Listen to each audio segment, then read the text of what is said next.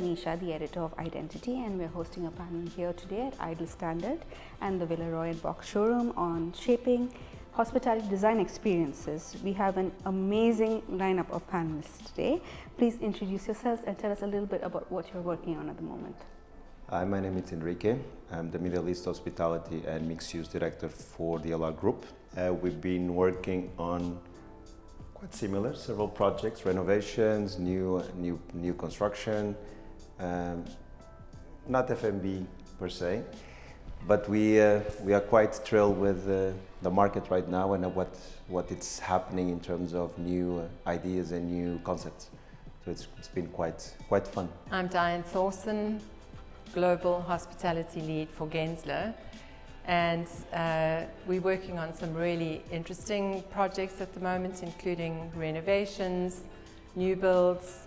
The market is all about hospitality, so we're having a lot of fun. My name is Constantin von Boch. I work for Villeroy Boch and I lead a team of project managers that look after clients that work cross-border, where the project, the stakeholders are in different markets, and we ensure that they get the support that they need. All right, my first question is for you, Constantin.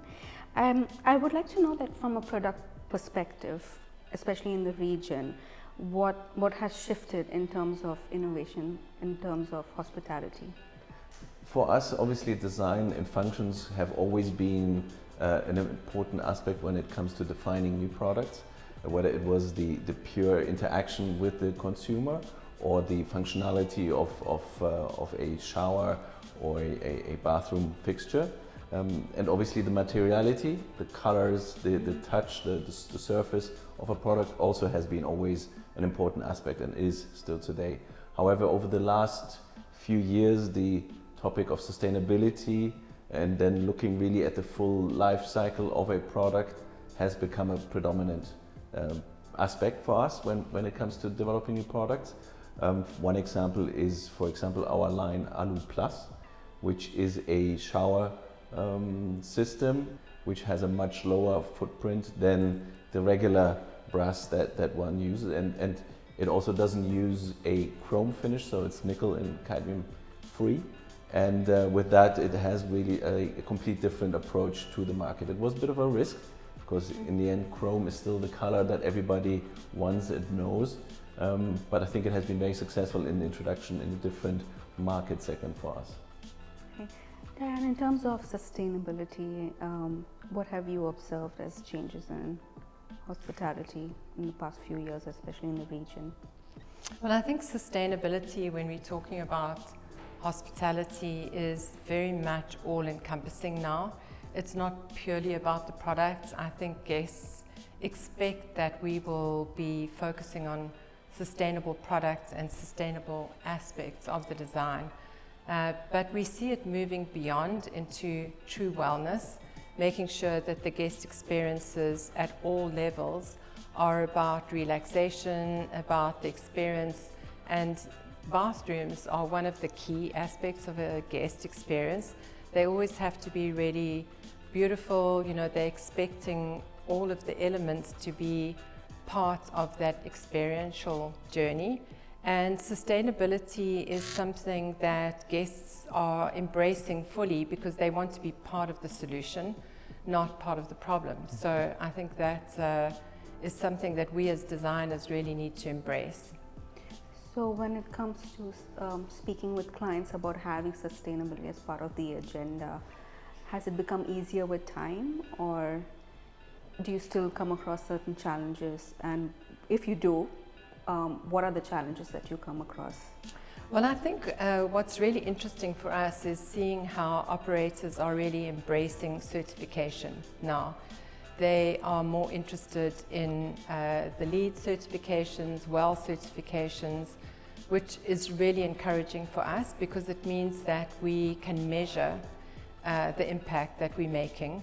And I think, when projects actually take that approach, every single person within the team becomes part of the solution, and we can actually craft and curate projects that are truly sustainable from start to finish. Right. Enrique, what's your experience been with clients and the concept of sustainability with hospitality in the region? I think it's getting better. The problem is, and I know that I repeat myself a lot regarding that, is normally sustainability is a checklist. And I always try to explain that you cannot design through a checklist. It's the same thing that you go to the fish market and buy a fish and you reach home and you want to cook a steak. It doesn't work like that. So you should, from day one, to be sure what you are designing, you should design for the place, you should design for the guest, you should design for the client, but you should design having sustainability as part of your ethos of the process. Because the moment that it becomes just a checklist in the end, yeah, you're going to get a certification for sure, but defeats the purpose of designing through sustainability. And can you give us an example of a project that you worked on that you were able to successfully, like you could look back and say, like, yes, that was a truly sustainable project that I worked on?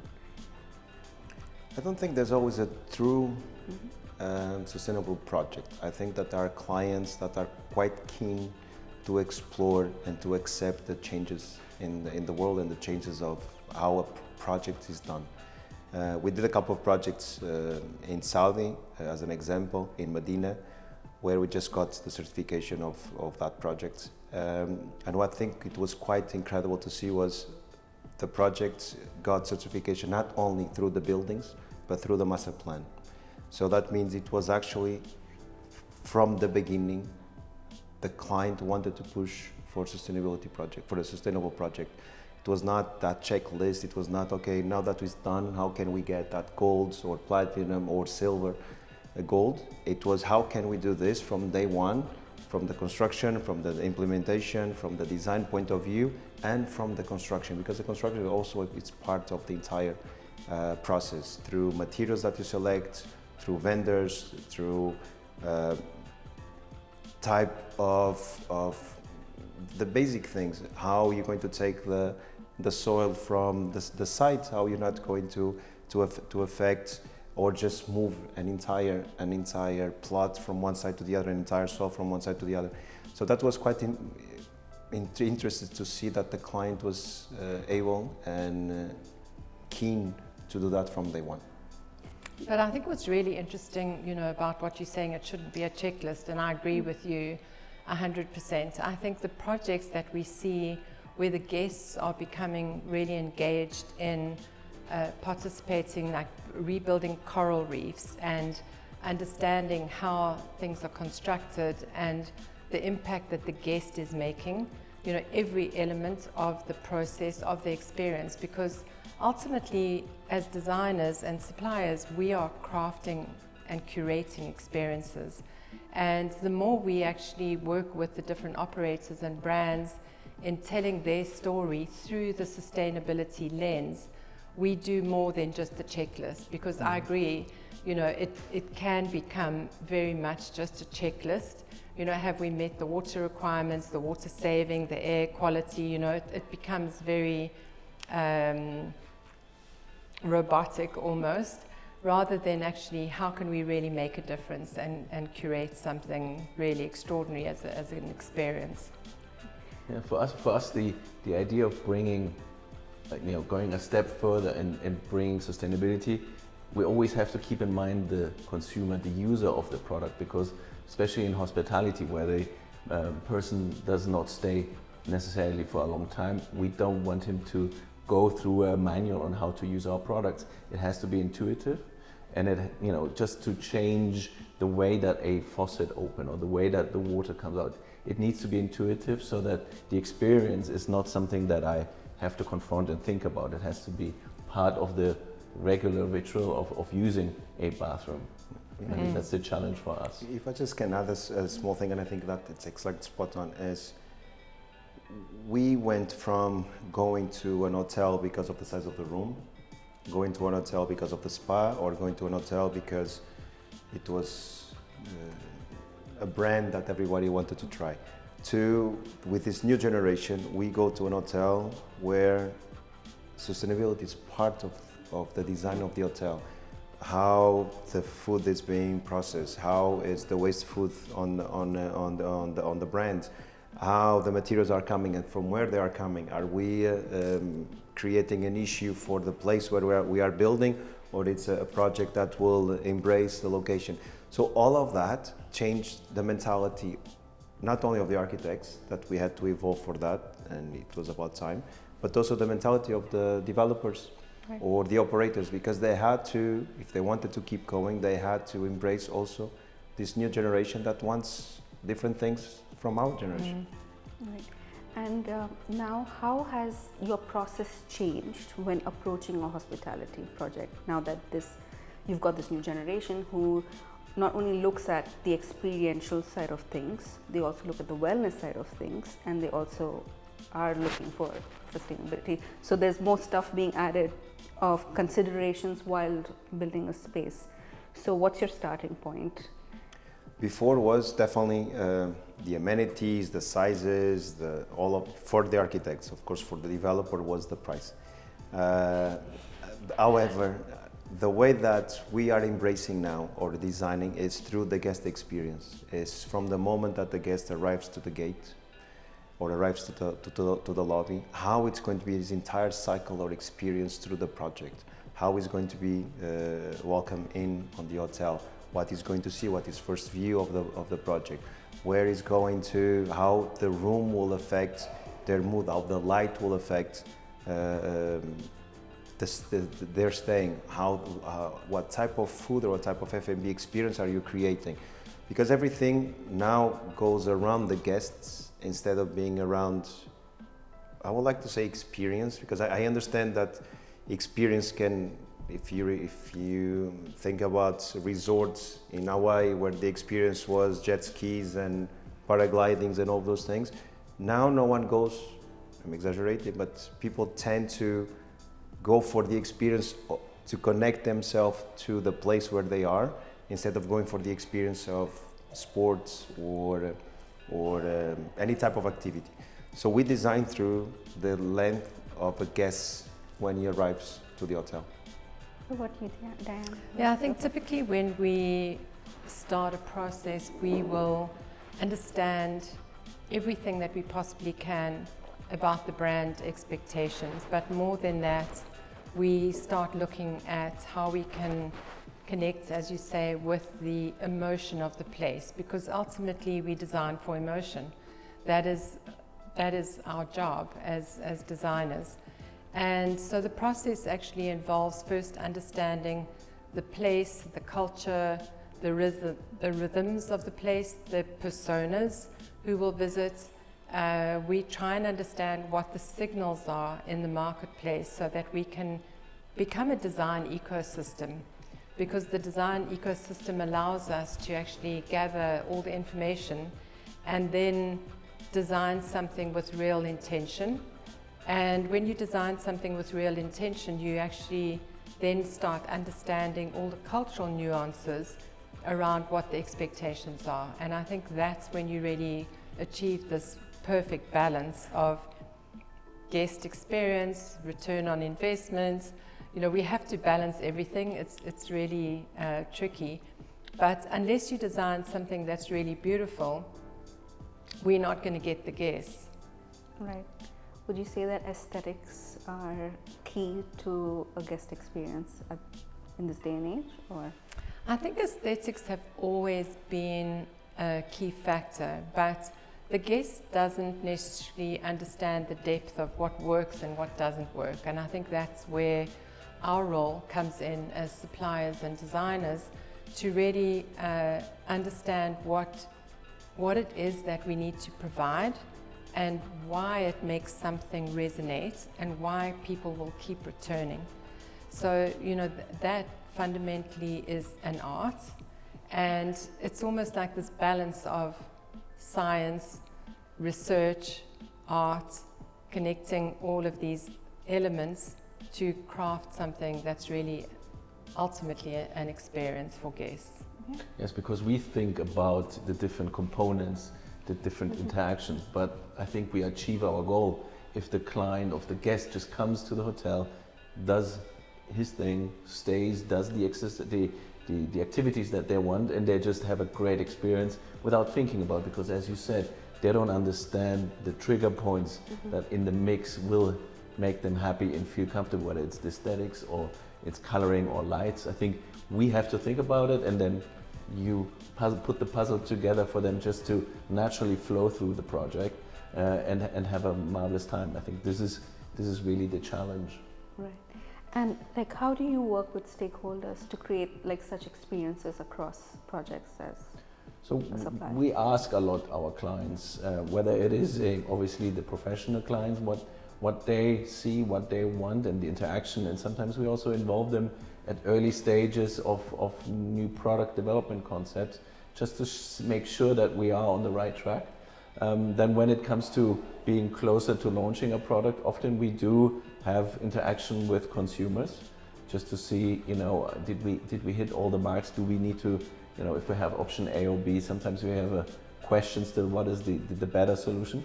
We do check with them and then finally launch the product. But I think it is a lot about listening to the clients, seeing what they want, and then finding the appropriate mix for us to go forward. Yeah, I mean, before we started the panel, we had a very short conversation with you about the requirements for every region is very, very specific. So how do you work around these while you... That's a very challenging aspect. We were talking about the certification that our products require in the different parts of the world.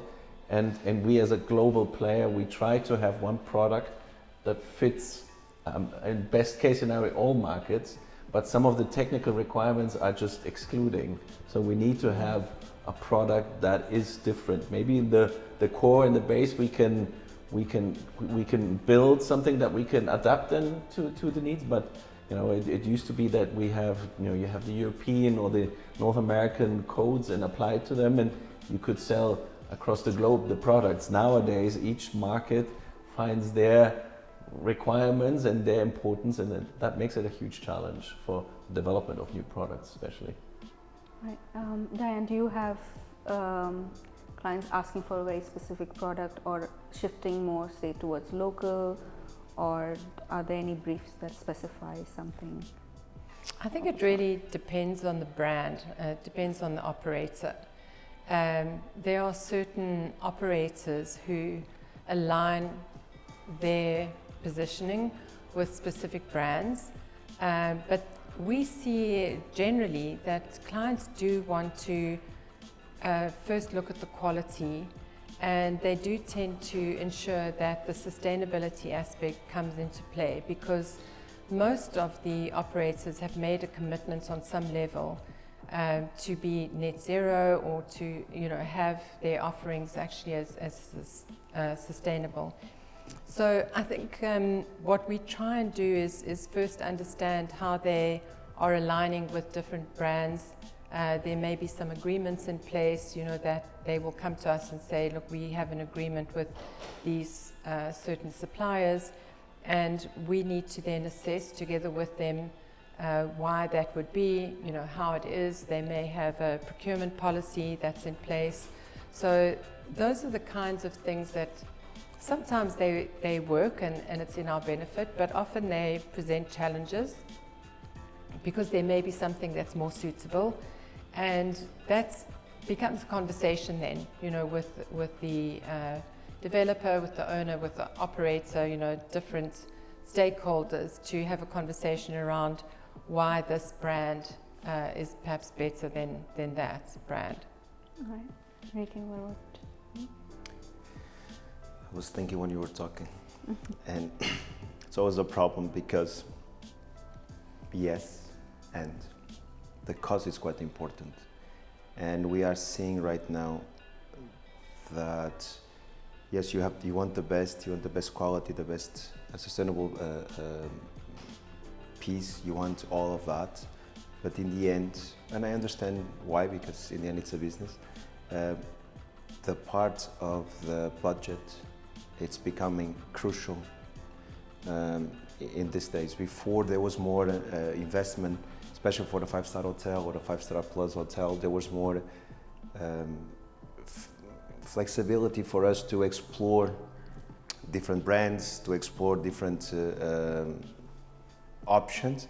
And I think now, yes, the client wants the best of the best, but they are quite price conscious right now to be sure that they align with their feasibility study and they align with the return of investment they are trying to achieve.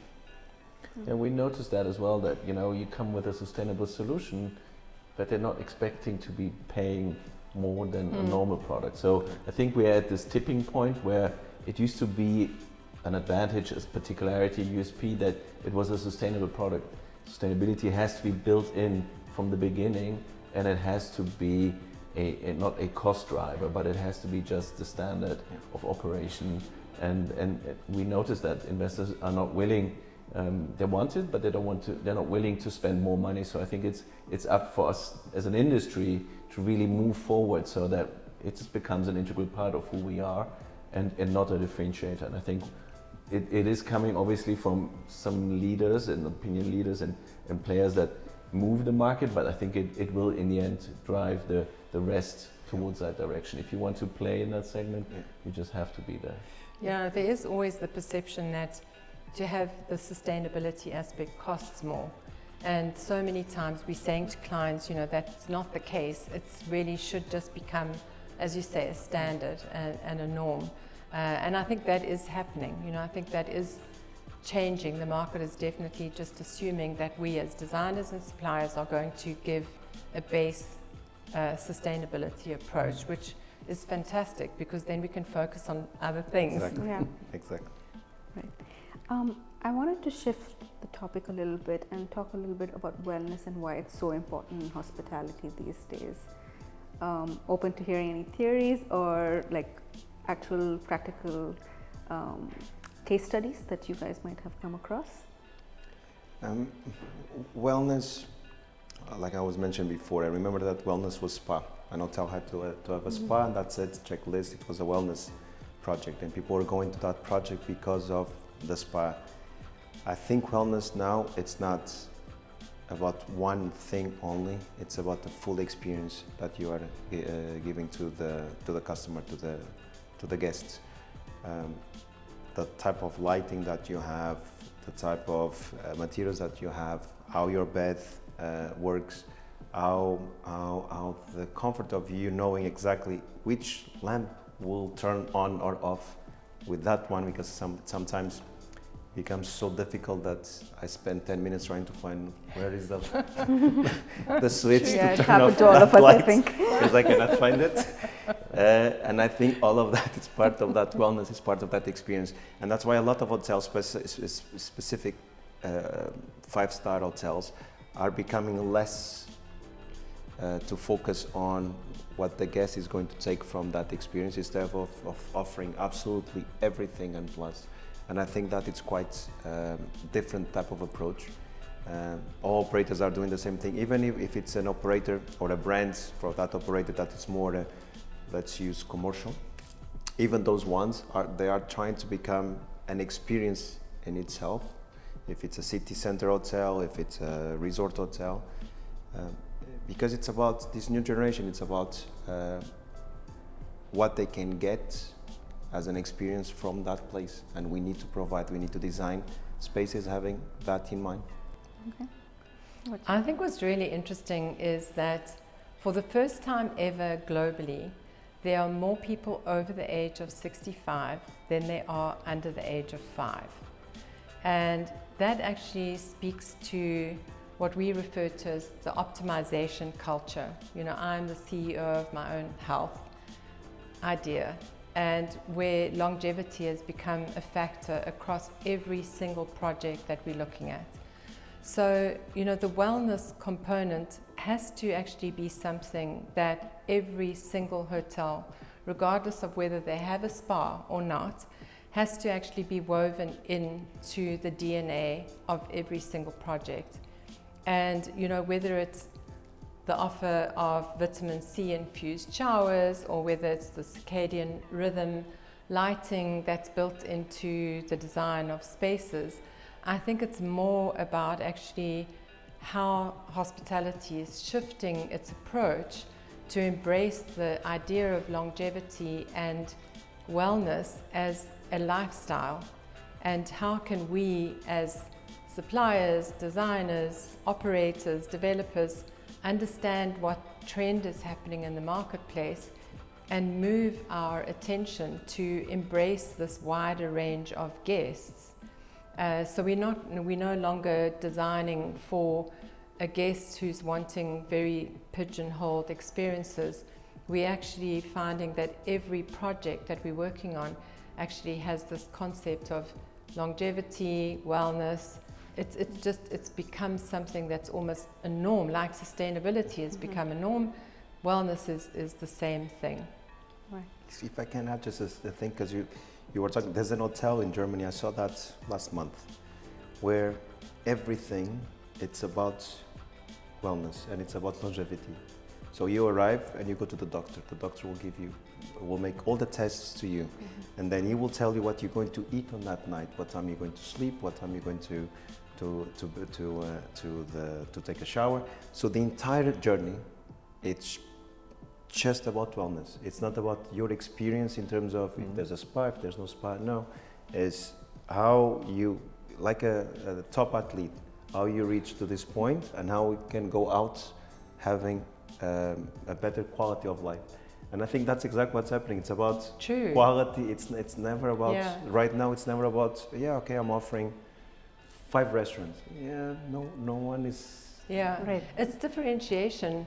And we're seeing, to your point, the crossover between sport now linking in with hospitality and healthcare merging.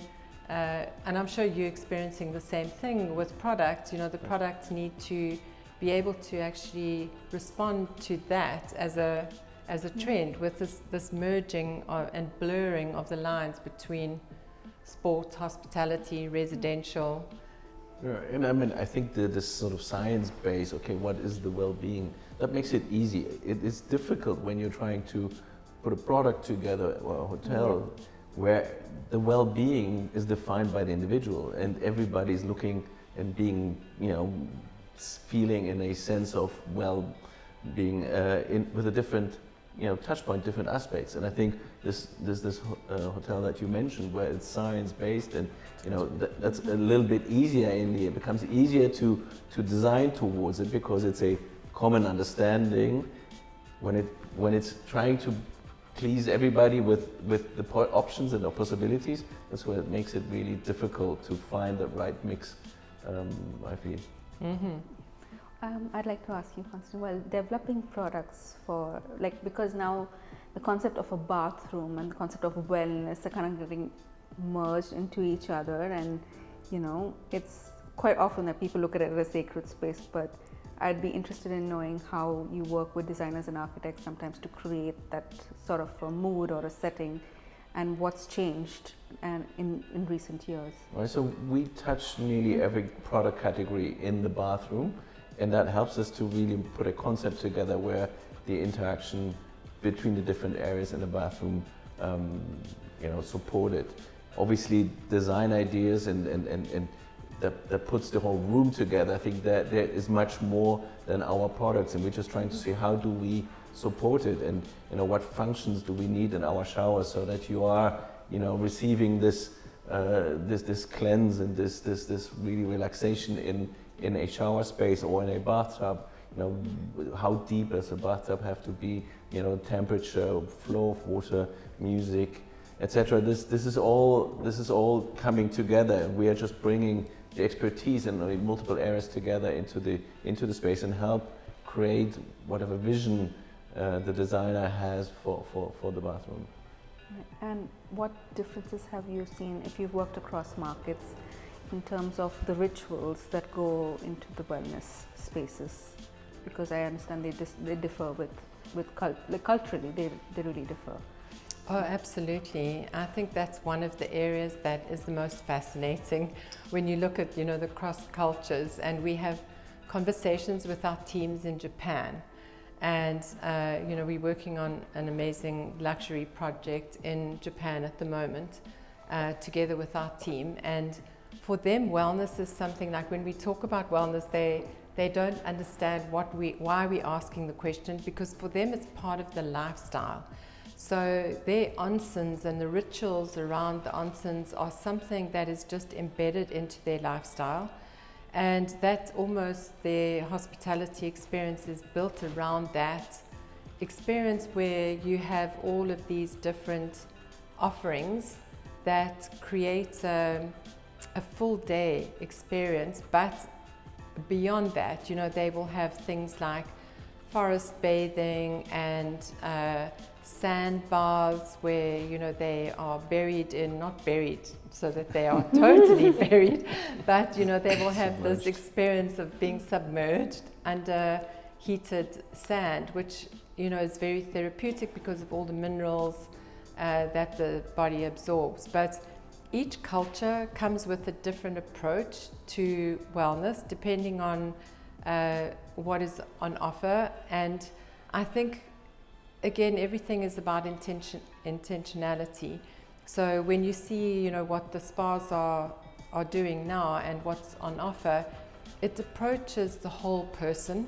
So every offer becomes very holistic, and it's a little bit like the concept of, you know, everyone is an athlete, you know, everyone deserves wellness, everyone deserves the longevity. And the most successful operators are the operators that are looking at the trends and the signals, and they are pivoting to provide those kinds of experiences. And it does, it definitely differs from culture to culture.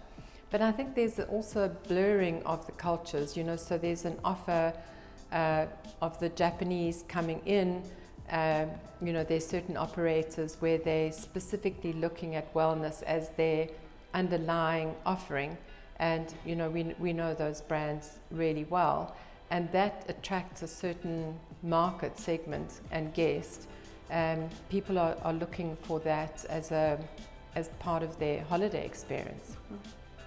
It's becoming the norm.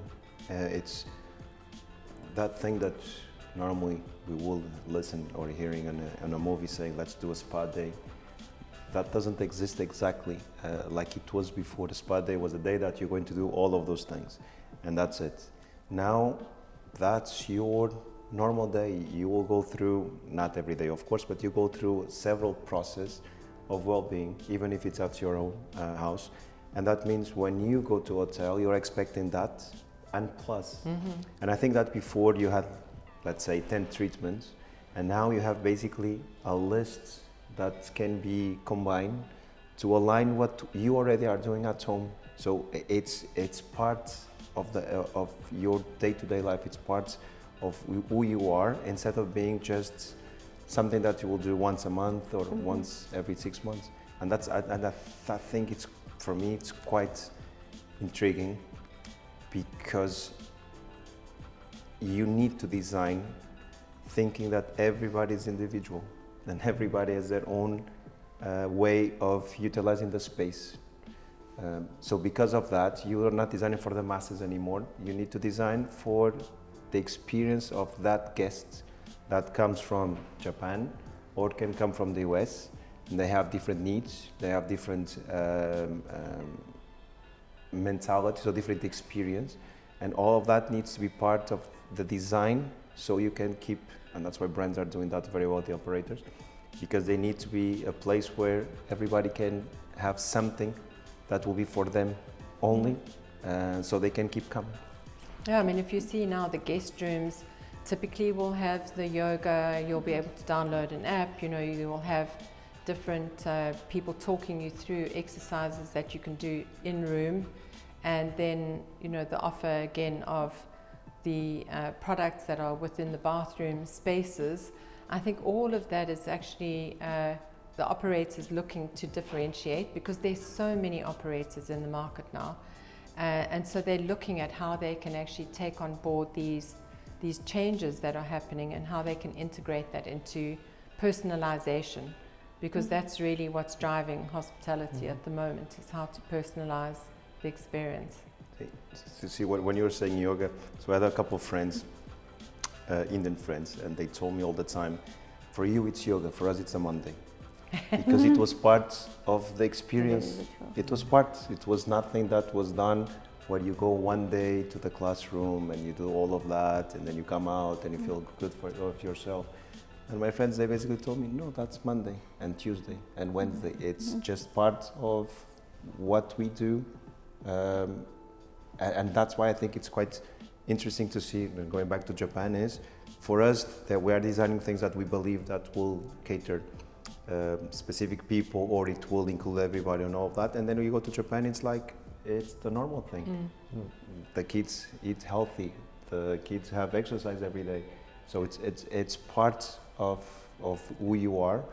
And that's why it's quite nice to design right now hotels that embrace the individuality instead of embracing the masses. Yeah, for us as a manufacturer, it's often the influence that travel and hospitality has on a customer that then experiences this ritual new to him maybe, and then brings it home, and how this then changes over time a cultural background on how products are in bathrooms. I mean, one example to stay in Japan is always the shower toilet, the cleanliness with water, and how it is slowly but very consistently reaching other parts of the globe. And I think that for us as a manufacturer, understanding how these cultural aspects in travel accelerates this and changes over time the needs of a particular market that might have not, never been a big topic for it. I think the sensory aspect of the product as well, within the wet areas, the shower heads with different settings to have massage therapy while you having a shower, or as you mentioned, the toilets, that is a completely different experience. So the bathrooms are becoming very sensorial. They are introducing sounds into the bathroom spaces, besides the normal music and things like that. I love that about going to Japan. It was like all of them, it is running water, then you can choose birds, and you can choose all kinds of things. And it actually becomes a really entertaining experience. And it elevates everything that you experience within a hotel. And I think that's part of it. Is a ritual, but it becomes something that can become very memorable. So everything that we're doing, whether it's designing a bathroom, to designing the guest bedroom, to designing the spa spaces, the food and beverage, the guest journey becomes part of the experience, which I think is really exciting. Yeah, absolutely. We're heading towards the end of this panel, so my last question is about technology and how that started to factor into your design on a daily basis, I'm sure, at this point. There's two types of offices, I believe. The ones that are trying to fight AI and the ones that are just deciding to embrace AI. And we embrace AI, and the reason is you can actually spend more time doing the meaningful part, designing for the operator, designing for the client, instead of doing zoom ins and zoom outs in CADs or Revits or Beams and all that. So we are actively using every type of software that can help us to design, so we can take all of that part of production and focus on the human part of the design, the one that actual people or the guests will experience when they enter the space. And that's when you take more time, or you should take more time. It's not doing the rest, it's creating that narrative, that experience that only that hotel on that specific location from that operator can give you. So technology is a topic that everyone's looking at, because I think technology is driving everything in the marketplace, from using technology as part of an operating system within hospitality, to how we as designers are using technology and how you as suppliers are using technology. And I think, to your point, Henrique, everyone is so concerned about AI, but I love it. I think that it's actually one of the most exciting times that we are living in now. because it's almost like having a partner that is much smarter than we are. And so we can actually really focus on the creativity, as you said, which I really love. But the technology part, which I think is really interesting from a hospitality point of view, is the gathering of data. You know, the use that they are to gather what guests like and the responses, so that that information can be fed to us as suppliers and designers and developers and operators, so that we can craft a different world and a different offering for the marketplace. And I think when we gather the data and we use it wisely, that part can completely transform the industry and design industry. So I'd be interested to know how you're using technology, because I'm sure there's lots of ways you can use technology in products. Technology is always fantastic, and it should obviously be in the background, making sure that the product, the experience is perfect and, you know, as experienced by the user. Obviously in the production process we constantly use technology, AI, in whether it's quality control, whether it's the development of product. The production of ceramic requires a very stable production process in order to have a good outcome. So there's constantly measuring temperature, humidity, all these aspects to make sure the product comes out as intended, and we create less waste. So for us, the technology or the amount of data that we can collect and how quickly we can, you know, check it against where we want to be a standard, we can avoid having wasteful production, bad quality that we then would have to find either back into the process or, you know, or throw out. And I think that's significant for us. Yeah. All right, thank you so much for being part of this panel. I'm incredibly grateful, and so are the rest of the Identity team. Thank you so much for listening to us. This is Anisha Rai, the editor of Identity, signing off.